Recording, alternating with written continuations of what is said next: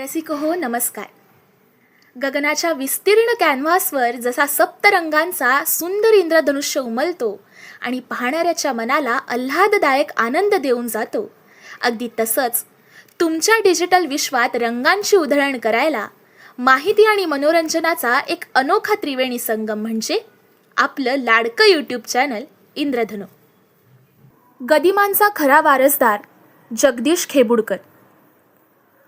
कोल्हापूर जिल्ह्यातल्या छोट्याशा खेड्यात बालपण गेलेले आणि करवीर नगरीचा अभिमान आपल्या प्रत्येक बोलण्या वागण्यातून जाणवून देणारे जगदीश खेबुडकर हे एक प्रतिभावंत कवी होते.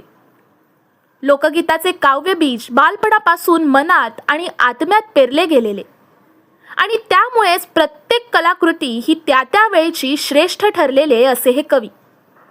मराठी चित्रपट आणि काव्यसृष्टीमध्ये गदी माडगुळकर यांचे स्थान सर्वश्रेष्ठ मानले जात होते.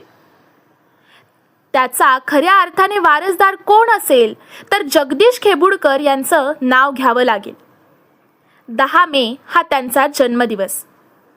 लहानपणापासूनच वडिलांच्या शिक्षकी पेशामुळे मराठीचे बाळकडू घरातच पाजले गेलेले. अत्यंत बेताची आर्थिक परिस्थिती असतानाही चांगल्या पद्धतीनं माध्यमिक शिक्षण शहरात जाऊन घेतलं. शालेय जीवनापासूनच कथा, नाट्य, काव्यामध्ये रस घेणाऱ्या खेबुडकरांनी विश्वभारतीसारख्या मेळाव्यातून ₹1 इतक्या नाममात्र मानधनावर आपली कला जोपासली.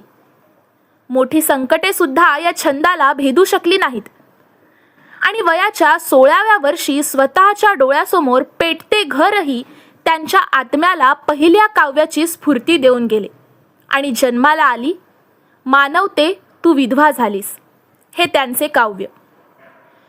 गांधी हत्येनंतर जी जाळपोळ झाली त्यात त्यांचं घर जाळलं गेलं हे त्यांनी कोवळ्या वयात डोळ्यानं पाहिलं आणि त्या भावना काव्यातून व्यक्त केल्या. यानंतर त्यांची प्रतिभा उत्तरोत्तर फुलत गेली. मेळ्यासाठी गाणी लिहिण्याची सवय असल्याने लोकगीतांवरील प्रभुत्व त्यांच्या काव्यातून दिसू लागलं. पुणे आकाशवाणीनं त्यांची 50 नवीन गाणी स्वीकारून एक नवं दालन त्यांना उघडून दिलं आणि 1956 साली त्यांचं पहिलं भक्तिगीत रेडिओवर प्रसारित झालं. नामवंत संगीतकार वसंत पवार यांनी ते ऐकलं आणि त्यांना चित्रपट गीते लिहिण्यासाठी बोलावून घेतलं. 1960 साली रंगल्या रात्री आशा या चित्रपटासाठी खेबुडकरांना प्रथम लावणी लिहिण्याची संधी मिळाली आणि करवीर नगरीच्या प्रतिभेचा वारसा भिनलेल्या या कलावंताने नाव गाव कशाला पुसता, अहो मी आहे कोल्हापूरची, मला हो म्हणतात लवंगी मिरची ही फरमास लावणी लिहिली. या लावणीनं अख्ख्या महाराष्ट्राला भुरळ घातली आणि गदिमांचा वारसदार तयार झाल्याची पावती दिली. 1960 सालचे प्रतिष्ठेचे रसरंग फाळके पारितोषिक या लावणीला मिळाले. यानंतर भालजी पेंढारकरांच्या साधी माणसं, मोहितांची मंजुळा यांसारख्या चित्रपटांसाठी गीते लिहिण्याची संधी दिली आणि ऐरणीच्या देवाला वाहिलेली ही ठिणगी मराठी चित्रपटसृष्टीत धगधगत राहिली. या गीतानं त्यांना महाराष्ट्राच्या कानाकोपऱ्यात तर पोहोचवलंच, पण अनंत माने, दत्ता माने, कमलाकर तोरणे यांच्या चित्रपटातून मागणीचा ओघ वाढतच गेला आणि त्यांनी 1973 साली व्ही शांताराम यांच्या राजकमलपर्यंत मजल मारली.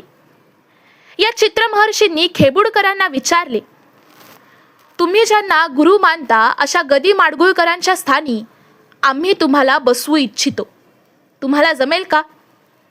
त्यावर मी कोल्हापुरी मातीचा अभिमान आणि तुमचा विश्वास व्यर्थ घालवणार नाही असं उत्तर दिलं. पिंजरा या 100व्या चित्रपटासाठी 110 गीते लिहून दिली.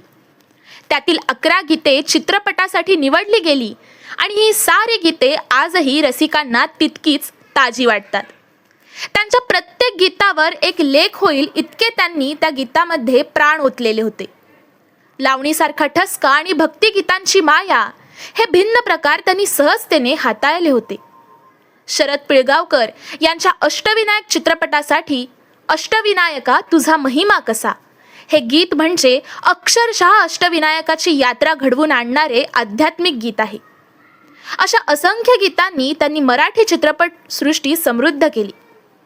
आपल्या कारकिर्दीत अंदाजे 400 चित्रपटांसाठी गीतांचे सर्व प्रकार जगदीश खेबुडकरांनी हाताळले.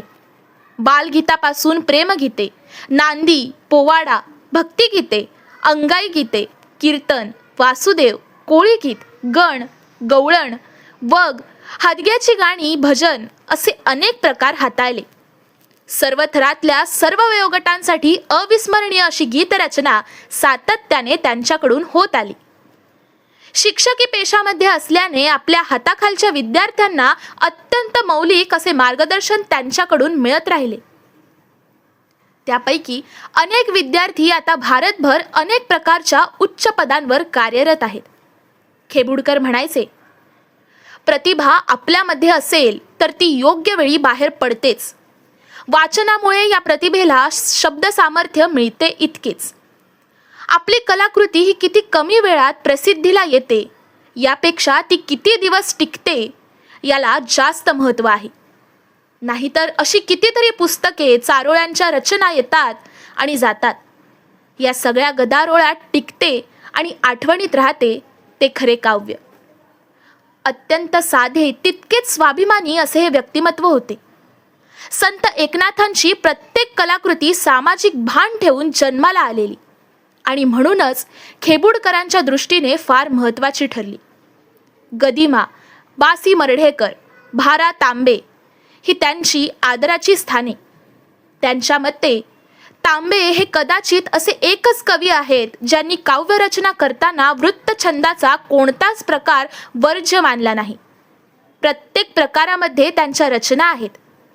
मराठी चित्रपटसृष्टीतील एक समृद्ध गीतकार आणि कवी म्हणून जगदीश खेबुडकरांची ओळख कायम राहील.